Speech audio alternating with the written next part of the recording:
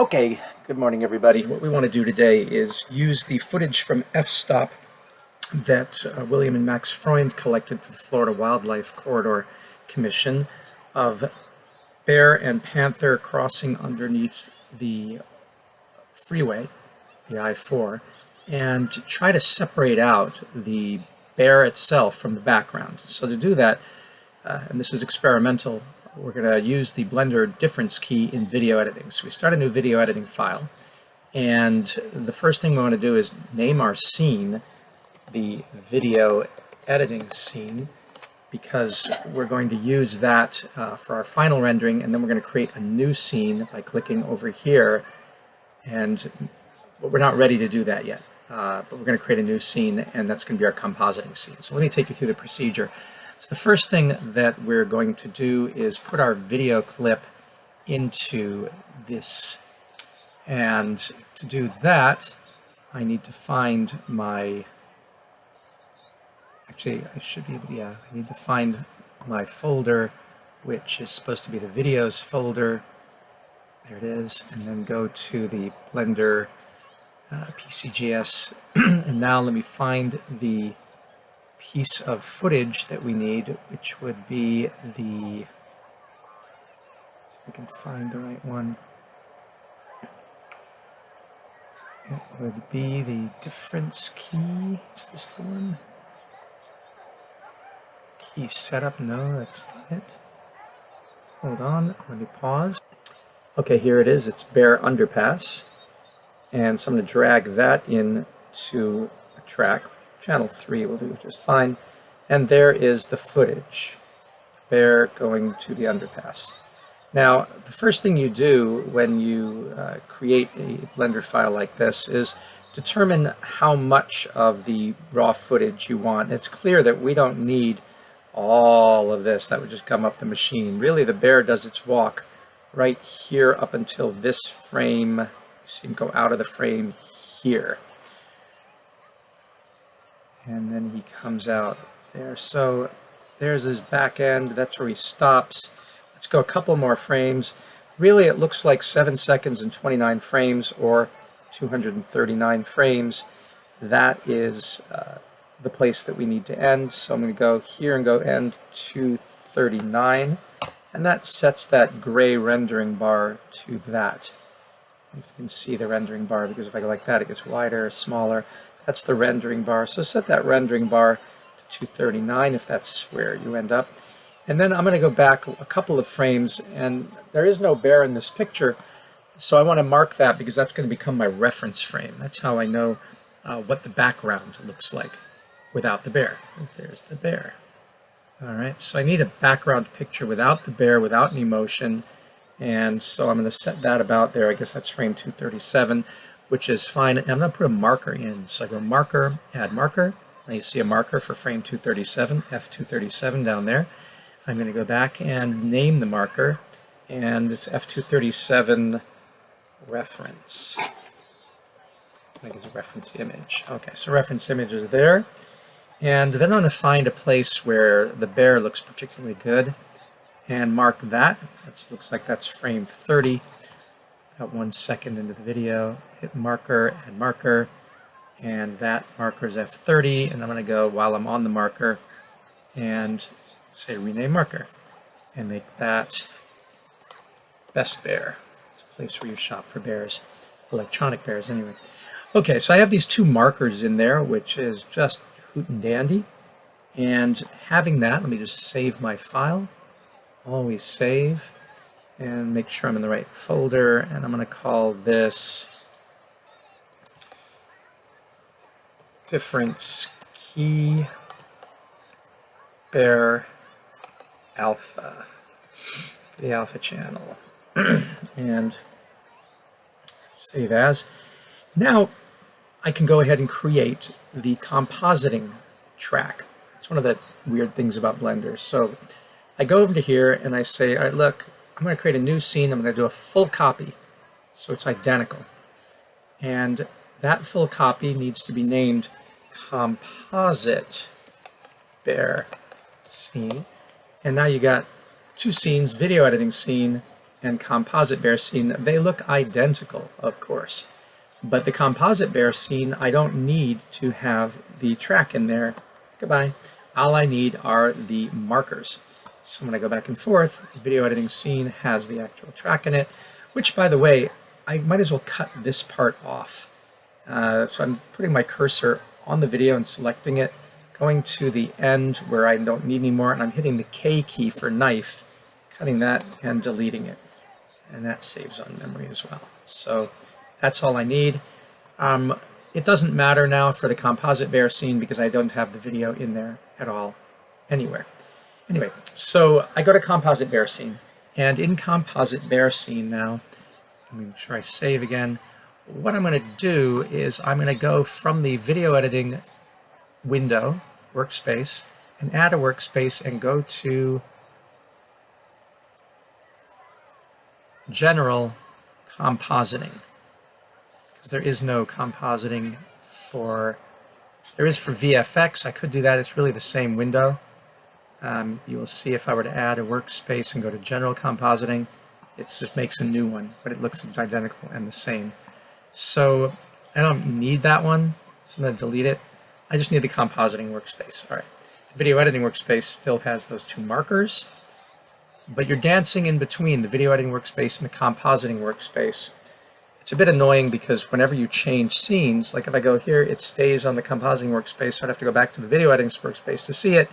And then when I go back to the compositing bear scene, I'm in the video editing workspace, which is the last space I was in, and I have to go over to the compositing workspace. All right, be that as it may. The compositing workspace is where you use these things called nodes. See, I clicked on use nodes. You use these things called nodes to affect what's going on and combine things. Compositing, kind of like the word composting, is to put together.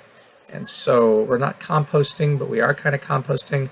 We're compositing, and it has a composite window there. I don't need render layers, so I get rid of that. And the screen is blank. I'm going to add some nodes. So I'm going to add, the first node I'm going to add is going to go over to add node, and the first one I'm going to add is an output node. I want a viewer, so I want to see what's going on. Everything turns black when I put a viewer node in. If I get rid of the viewer node, it stays black. But be aware, now we have a viewer node, and what happened when I put the viewer node in is it automatically turned on backdrop. That's what had happened there. So if I delete that again, this may work, it may not work. Go to viewer. It didn't turn black that time. Okay, but it did the first time for us. So that was just to help you to say, oh, I want to use the viewer node, I need the backdrop. I'll keep it off so you can see what happens if it's off. The next thing I want to do is I want to get my movie in here. So I'm going to add an input, and it's going to be a movie clip. And I'll put that down here, and I'm going to open that same movie clip that we had. It was called Bear Underpass. And open that clip. It appears here.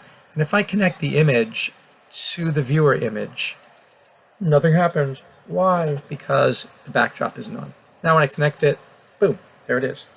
If you want to make that bigger or smaller, you can go to View and you can hit Fit, and that makes it fit the screen. These little options over here. All right, so we've got a movie clip. We've made it fit, and we are getting ready to start working with it. Now that reference frame that we had created over here, where there was no bear, see there's the bear's gone there, there's the bear coming back. So that reference frame is the one we want to use because we want to compare all these other frames to the reference frame that doesn't have the bear, so that when we want to remove the bear, cut it out so we can use it for other projects, just the bear itself, then we will have it separated from the background. And so to do that, what we will do is we will go in and add another node, which will be an input node, and it'll be an image node. And the image node needs to be an image from the same movie. So we'll take that movie, Bear Underpass, put it there. And the image node now needs to be the, the frame USF 237 that we used for reference, -1. So you go to offset, see where it says offset here. I can zoom in on this for you. And I will go to that frame, 237, that we made as a reference, but instead I'll put in 236. And the bear disappears. Why? Because now I'm looking at starting on frame 1, going up 236 frames, which is 237, and the bear isn't in that frame. If I bring it back, you can see there's the bear at 135, there's the bear at 46, there's the bear at -5, there's the bear at, of course, can't go back with an offset deeper in. So the bear is an image that we're pulling out, and we know that when we're in frame 237, which is 236 plus 1, so 236, then there is no bear. And really it doesn't matter if you get this offset 1 or 2 off, as long as the image is the one without the bear and without any other changes to the background. Okay, so there we have that. And if I refresh this, I'm seeing in the viewer what's coming from the movie clip, because the movie clip is the one that is linked to the viewer. The movie clip, not that other frame. All right. So we want to find a way to see both the viewer and the ultimate composited rendered image. So I'll use these two windows here to set that up. I will change this one from its current properties, it's not properties, outliner, it's on the outliner now. I'm going to make it an image editor. And in the image editor, I'm going to go and make it the viewer node. And then you can see that's what the viewer is showing on here. And then on here, I'm going to change this one from properties also to an image editor. And this one, I will click here and make the render result.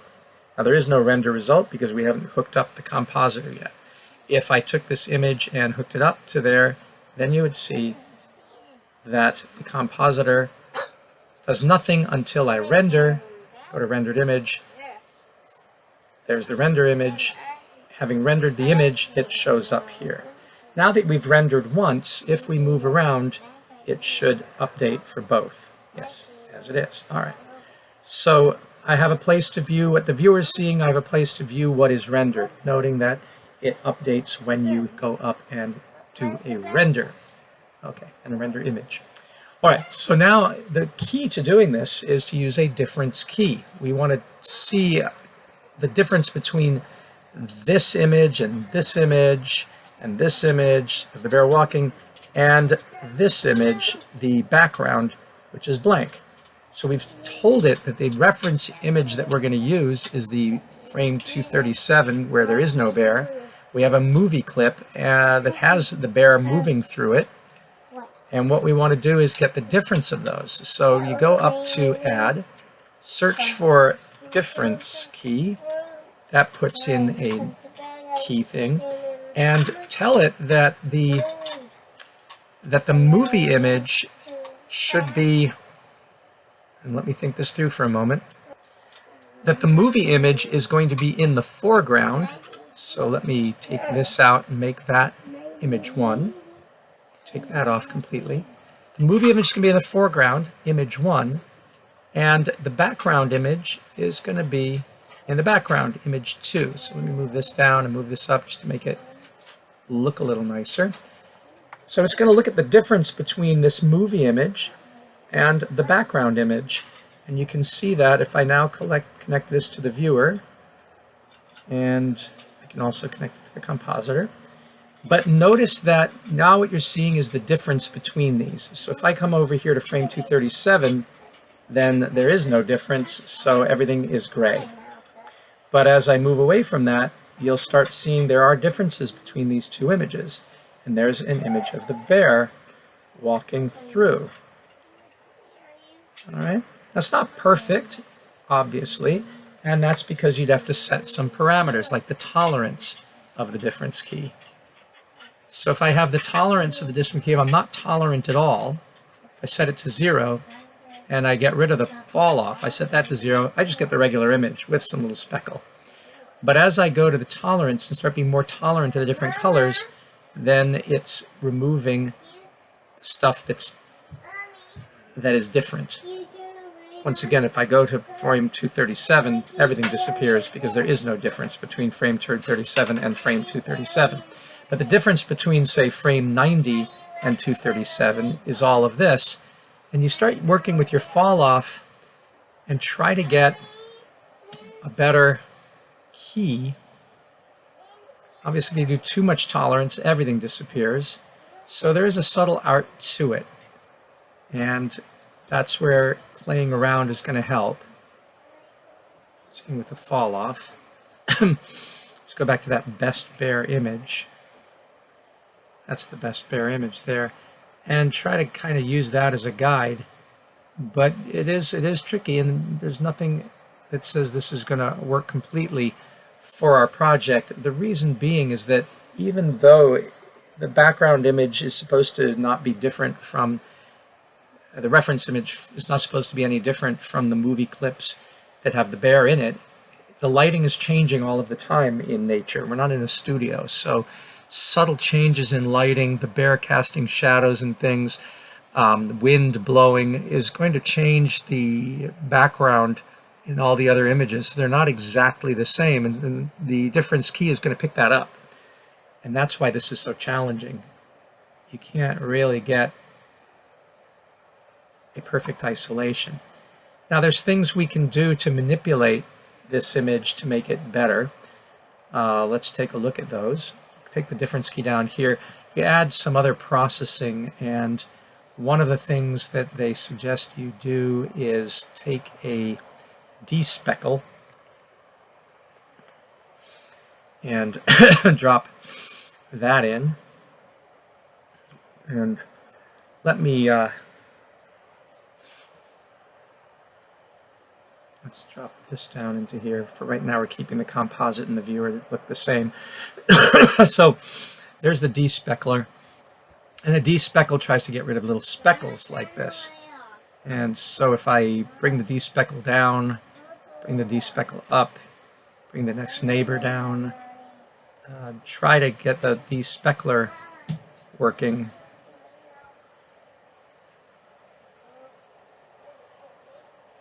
That's supposed to help just a little bit. As you can see, when the threshold is all the way up, the neighbor doesn't seem to do much there. So the difference between having it on and having it off, that's with it off, that's with the despeckler on. So that's a minor improvement. The next thing we would do is add a dilate and erode so that we can take the image, the composite. Let's also bring this to the viewer. It makes a mask, a dilate erode mask.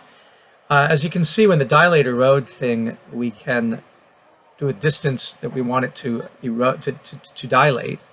So that's dilating the pixels. Oh boy. Or we can erode the pixels.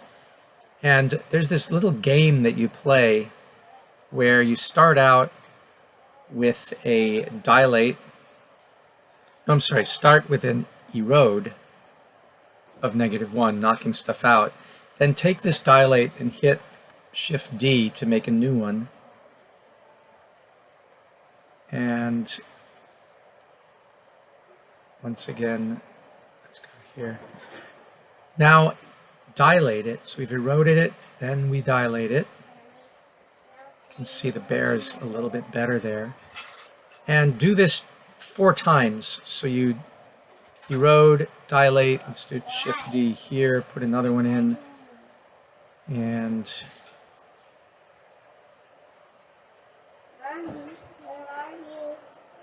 erode it. And don't ask me why this is supposed to work. It was from a tutorial that I watched where the guy had used this with success, removing an ant from an image. So then we dilate it again. So there's the bear with a little bit of dilate and erode. That's obviously, he's lost his color. That's okay, we'll get the color back. So now that we have dilate and erode, going in here. The next step is to add a math node. Remember how much you loved math? So there's a math node there. And if you didn't know how to find the math node, of course, you can always go to add and go search and then say math. You put the math node in. Make sure we update what we're doing here. And in the math node, we don't want add, we want greater than.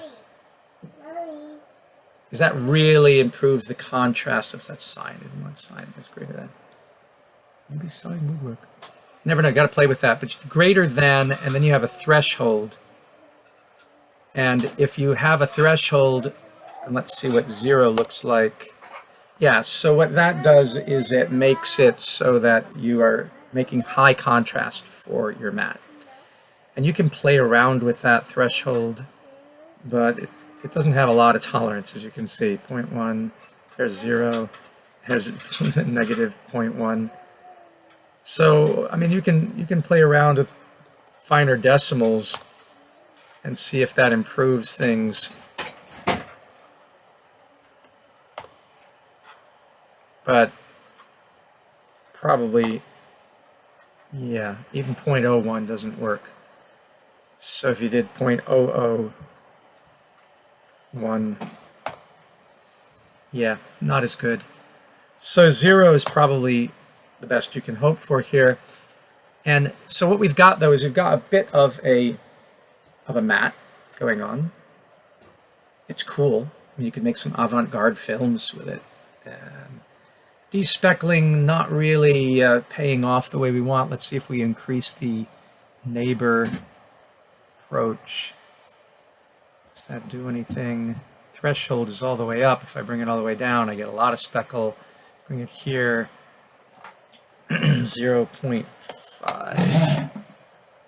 Yeah, it's not perfect. Dilation. That sort of help there at -2. If we bring this back up to +2. So you can really play around with these and see if you get the kind of effects that you want. I think it's a little too pixelated. So there's a lot of work to be done here, but go back to what the recommendation was. Oh, that's not too bad for despeckle. So, yeah, so really you can play around with these things and see what it does. So that there, a little more abstract, but and you can always play with that. All right, so we have sort of isolated the bear here. Now what we want to do is use this as an alpha channel. So to use this as an alpha channel, naturally, we're going to set alpha by going to a set alpha node. So you can go alpha, and you see the first one that comes up is set alpha. And you bring that in. Here's set alpha. And we're using, let me make sure that that's coming in here. That's the composite. We're using that image of set alpha, of applying a mask, but we need an alpha. And what we really want to do is move this into the alpha, and the image that we're going to take is the movie. So go to that movie clip and drag this down to the image, separate that. So now, voila, we have the bear in color because we're using the image from the movie, whatever movie frame we happen to be on. We have that. Just going behind a column there. All right, so we've got that. And then we've got the alpha coming from the difference key through the despeckle. So we've got it going through the despeckle, through the dilator road, and forward dilator roads, then the greater than threshold, and then the set alpha. That is where you set the alpha. And then you have the image itself from the movie clip going into the image, and you're going to both the viewer and composite. If you want to see the difference between them, then come from the movie clip directly to the image of the viewer, and then you'll see what the actual viewer was for that's just the movie coming from the movie clip, right? But the composite image is this one down here. You can see the difference as you move around. Key is a little better there. Now that ghosting that's happening has to do with the dilate and erode. So let me go ahead and render the image again to make sure it's not a rendering artifact. There it is. Okay. So you've got, maybe bring this back up to -1 and bring this one to 1. Seems to be getting a little better. Make this one 1, -1 and 1. Yeah, so you're getting a little bit more, you're not as extreme with the dilate and the erode. And so you don't get as much of that green there. But you're also sacrificing, particularly over here,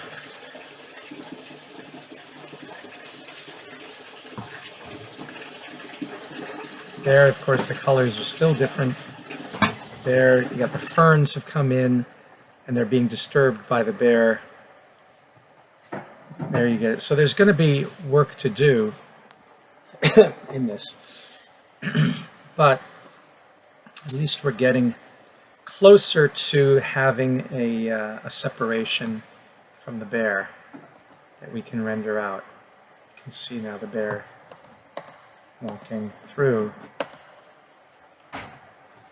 The best video images are going to be ones where there are no columns blocking the bear, there's no vegetation blocking the bear. All that is fairly difficult to remove.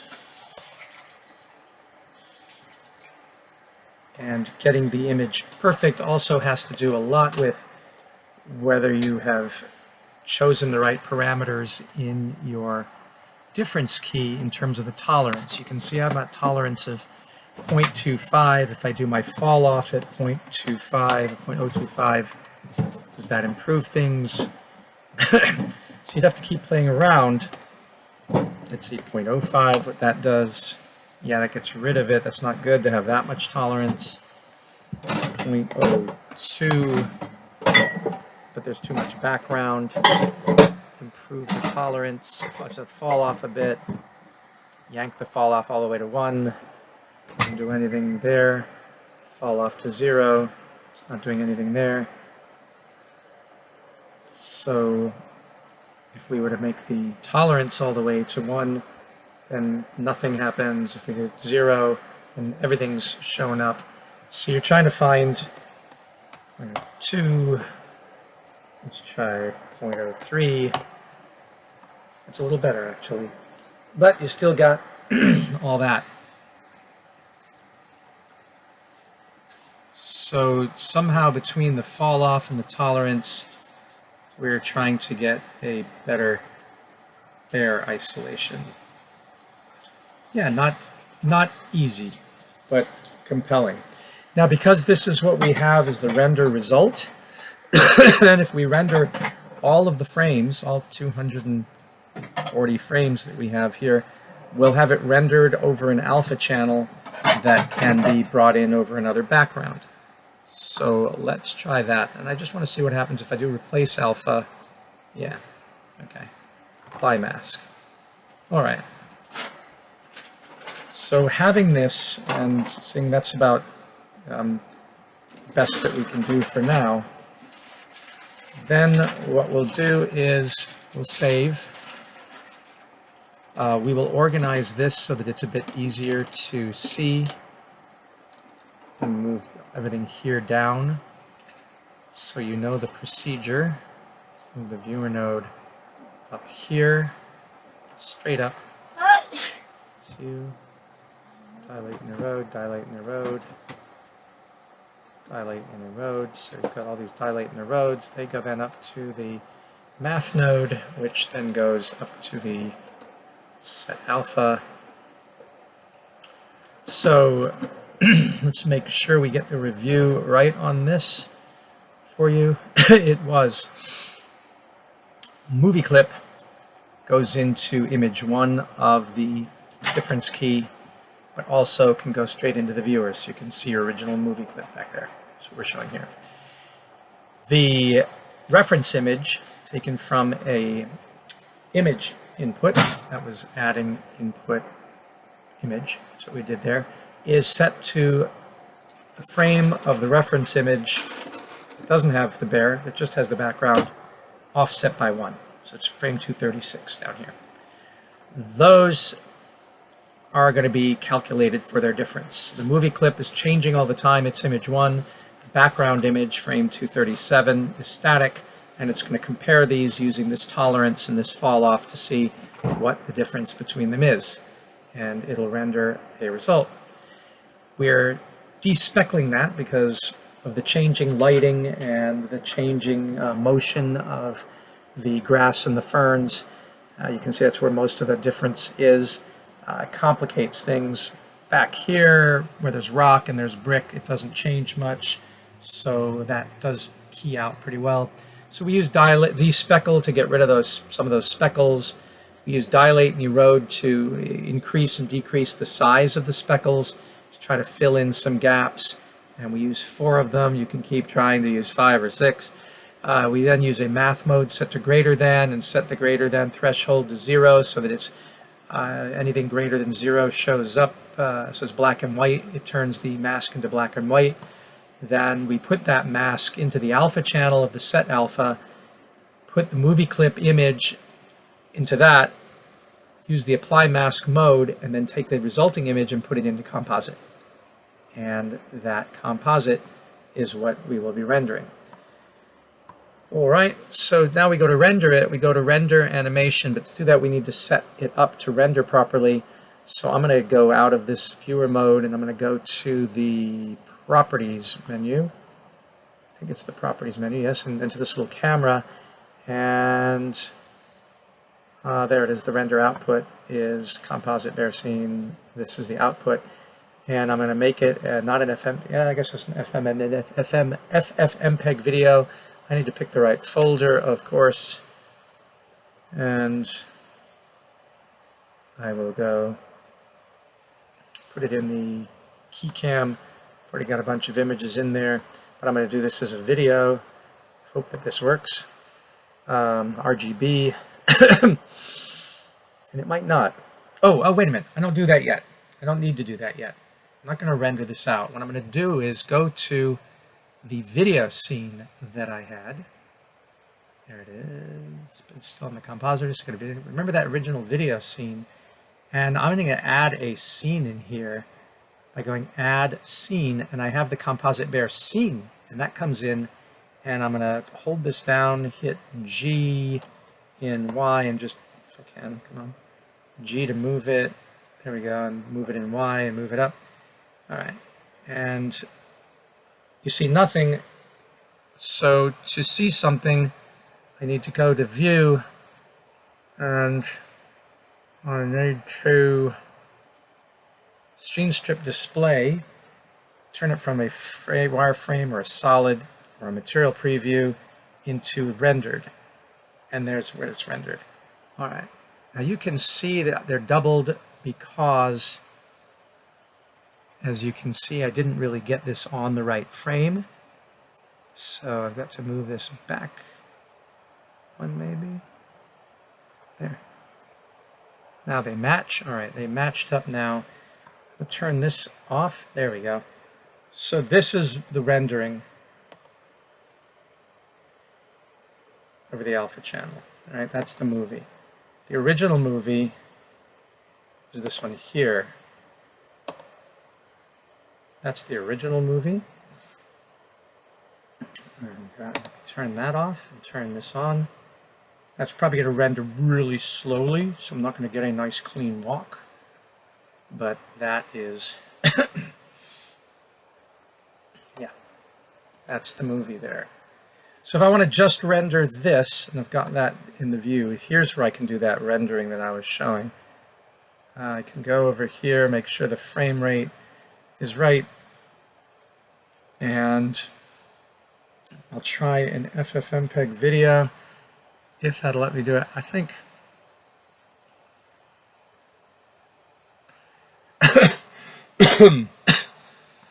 file extensions, cache result, RGB, except I want the alpha channel to be in there. We'll see what happens with it. MPEG 4, medium quality. There's no audio, so I don't need an audio codec. So the metadata, not necessarily of note here. The worst that can happen is that it's going to be over black. So let's just show, let me move this up. Let's just show what would happen. Oops, that still is off by a frame. There we go. Lock the track. There we go, lock that track. Lock this track. If we want to put something else underneath, let's get another image in here. Like if the bear was going in front of a church. There we go. So the bear's walking in front of a church. I mean, really ugly, isn't it? And this is a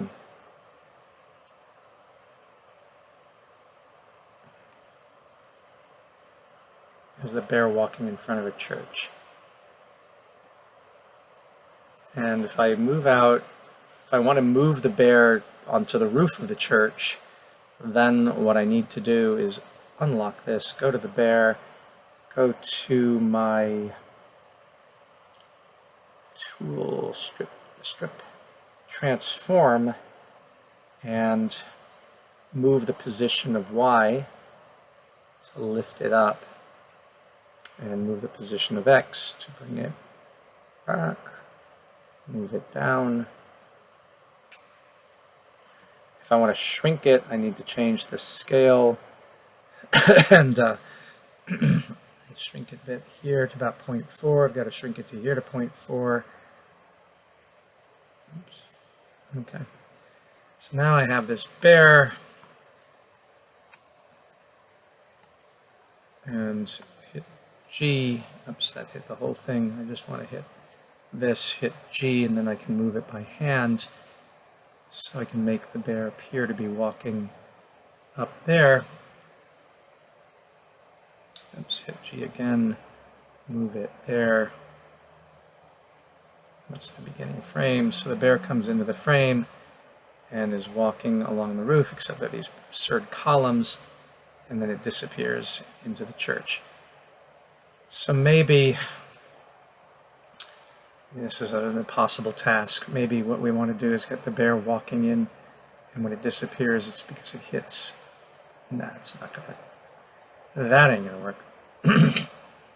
Well, it's somewhat interesting.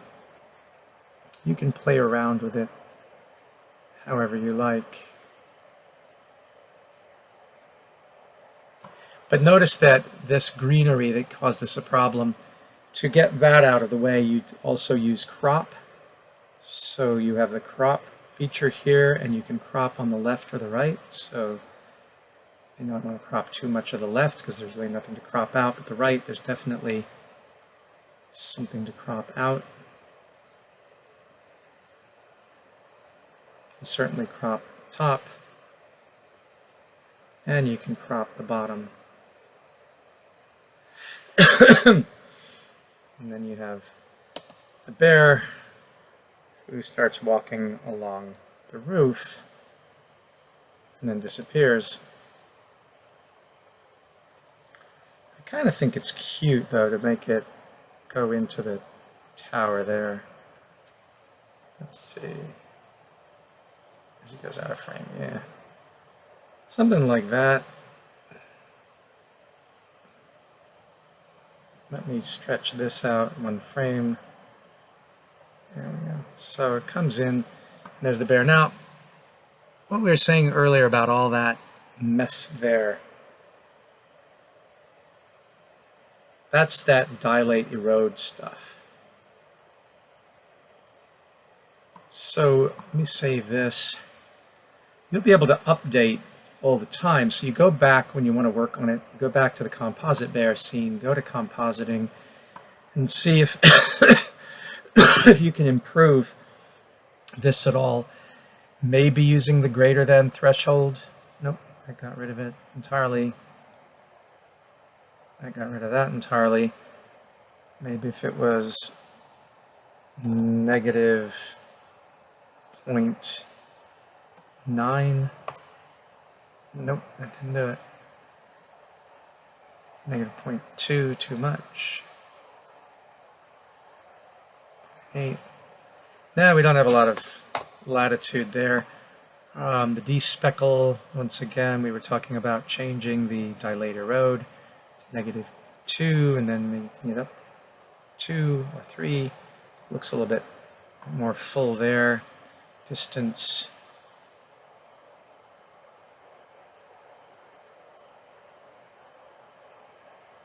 I mean, so you can play around with that and see filling it in, but you have all that. So it's never going to be perfect, right? I mean, that's not what you get with this. And I'm going to hit render image here to always make sure my image is rendered. And then go back to video editing scene and go to video editing and update. And it didn't really, oh yeah, it did. It made it better. Except for there, that one's really weird. Don't know why that particular image got so weird.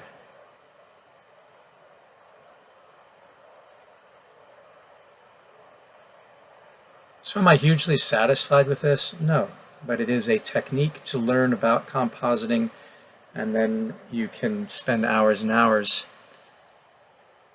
working on it if you want to improve it. So what you do when you want to render it now is you would pick FFmpeg video and MPEG-4 and pick your folder that you want to render to. In my case here, f-stop, accept, and the name of this is going to be, I can give it a name, I'll call it Bear Church. And then go up to render and render the animation, and then sit back because it's going to take a long time to do it. But there is a bear walking on the top of a church, slowly, carefully, trying not to fall. So this is one of the many techniques. Your best bet, of course, would be if you could shoot the bear in front of a green screen, because then you wouldn't use a difference key, you would use a chroma key, and then whatever's green would disappear. Otherwise, you can try to create a moving mask where you spend the time on every frame to cut the bear out. That does take a long time. This procedure you can get down fairly quickly because it's just about adding these different nodes and then letting the computer do those calculations. Like that frame right there isn't too bad. So it really is about how static your background is, if the lighting is absolutely faithful, and of course you can cajole the bear not to walk behind columns where the bear disappears. Yeah, that is so cute, you can hardly bear it. All right, so you can see the bear emerging from behind the column. There's a little face there. And there's some promise in this. I think that some of the roadblocks we're encountering now are going to go away with AI, because generative fill AI will be able to identify the bear and fill in the background where that column is, for example. Clean the bear up like they did with John Lennon's voice in the new Beatles song Now and Then. There's image cleanup and sound cleanup, and AI is really going to change the entire nature of this field. So what you're trying to do is learn enough of the skills and the concepts that you can incorporate AI in the project. Notice here as the bear walks in front of the ferns, the difference key sees difference between what the ferns were in the reference image and the way the bear disturbed them. And that's why we're getting all this green happening here before the bear goes into the bell tower. So,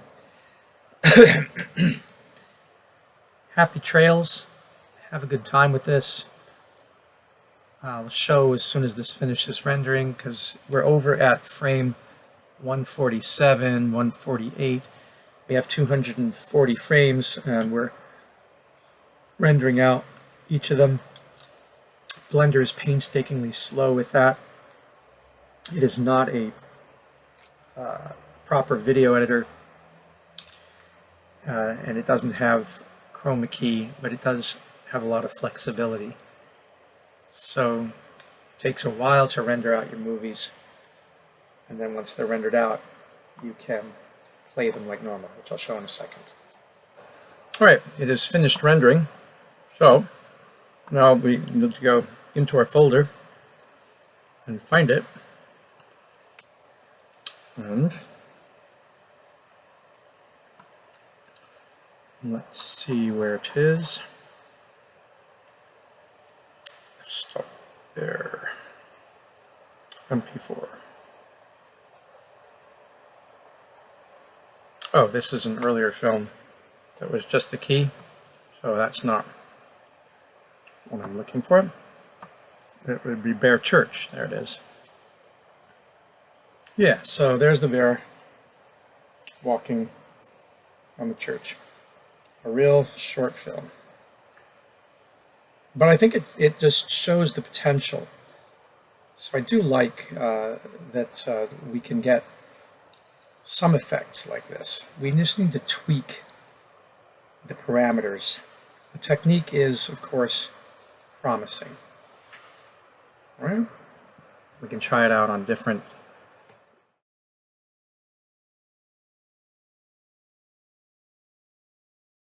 All right, I want to try something that may show the power of Blender and what it's really used for, because I have this bear that goes behind this column, and it'd be nice if I could recreate the column on the roof. I've never done this before, so bear with me here, but I think it would involve creating a new scene. This would be nice to have the marker, so I'm going to do a full copy of the scene, and I'm going to call this 3D column, and in this 3D column scene I certainly don't need anything in here, but I think I need to go to general and then modeling or layout. Let's go to layout here, add a mesh object. I'll add a cube, and I will scale the cube in Z and scale it in. And if I go back to my video editing scene and go to video editing, and then I add a scene and I go to 3D column, then 3D column is now in front, and if I go to, I'd have to render that scene, wouldn't I? I'd have to go back to the column, go to my layout, and then render the image. And there it is, but it's completely unlit, so that's not good. I guess I needed to add a light to the scene. I don't know where the light is. There's the light. So what's wrong with this light? There it is. Oh yeah, it's not bright enough for one thing. Maybe I'm using the wrong kind of light, so let me go to light bulb. Let's go to the sun, let's go to spotlight. Sun should be fine. And move it. And maybe I need to move it like this and rotate it. There we go, now we're getting somewhere. Alright, what does the camera see? The camera sees it like this. So when we go and render that image looks like that. Yay, hooray! So if we go back to the video editing scene and go to the video editing, There's rendering. Okay, so it rendered, but it didn't render with an alpha channel. Blend is alpha over. There's the opacity. I mean, I can move the position of the X and I can move the position of the Y, and then I can scale it down. So conceptually, I'm beginning to get there. It would be in front of the bear and maybe make it a little bit smaller, so hit S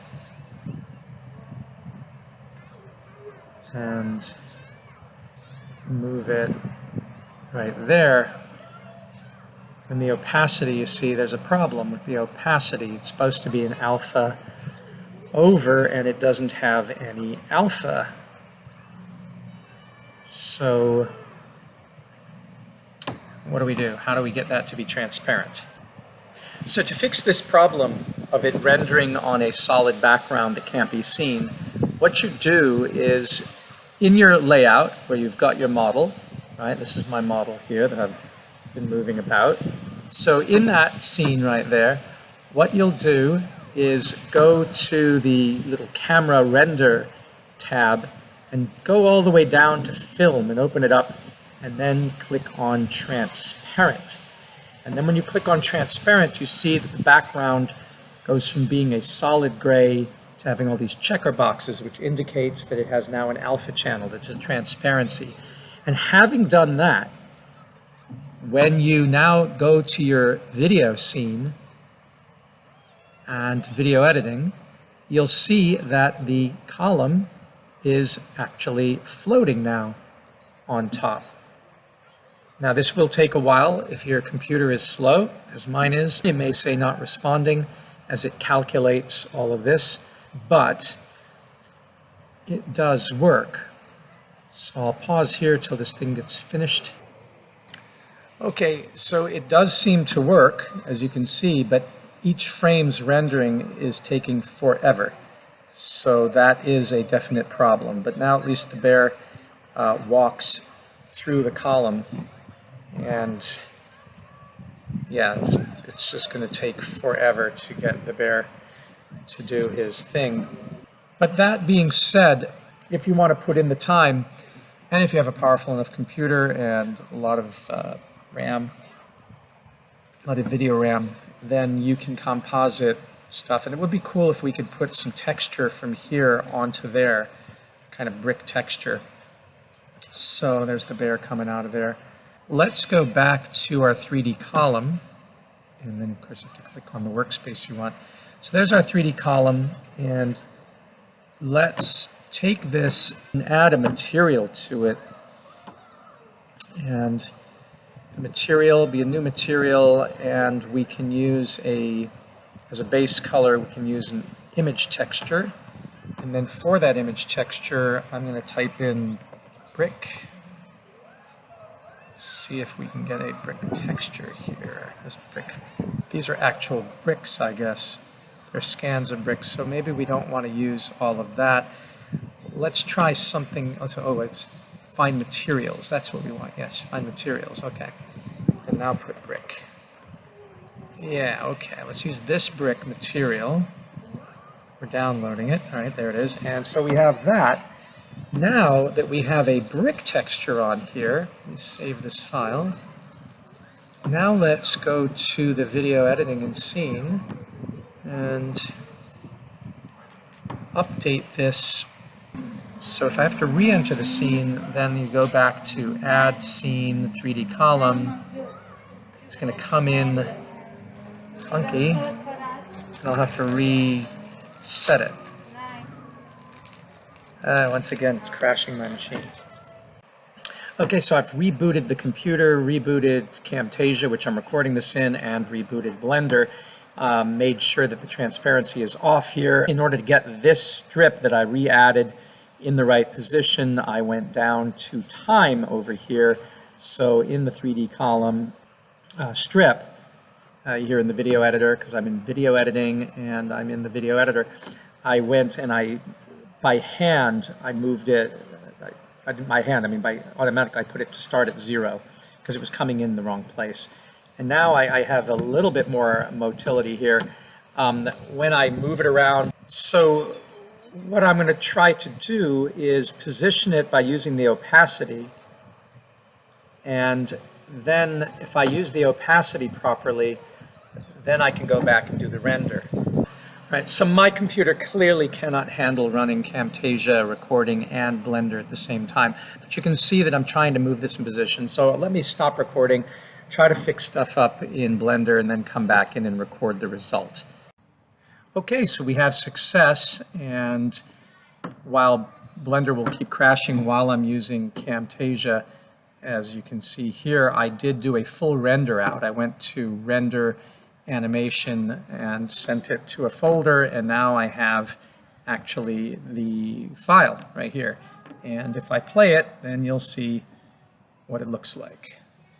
So there it is. The bear walks and walks into the... So that's that simple. A lot of work just for that. You can see it again here. There's the bear walking through, and done. So we've put this 3D object right into the screen here, and the bear column is what it was walking behind, and then it emerges, and that's the end of it. This gives you the power, the strength of what we can do in Blender with the difference key for some of the Florida Wildlife Corridor image.